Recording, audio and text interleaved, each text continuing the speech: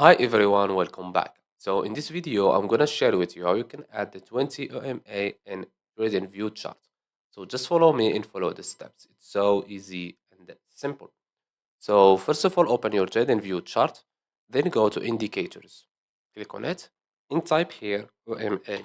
Now choose this one, moving average exponential. Click on it one time. Now this is our EMA and let's make it a 20 EMA. So all you have to do is go to this arrow right here, click on it, choose this one, EMA, and click on the gear icon. Go to input, and here we have length, change it to 20. Go to style, and you can change the color from here.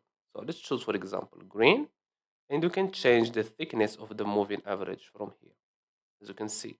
Now click on OK, and this one is our 20 EMA. And that's it.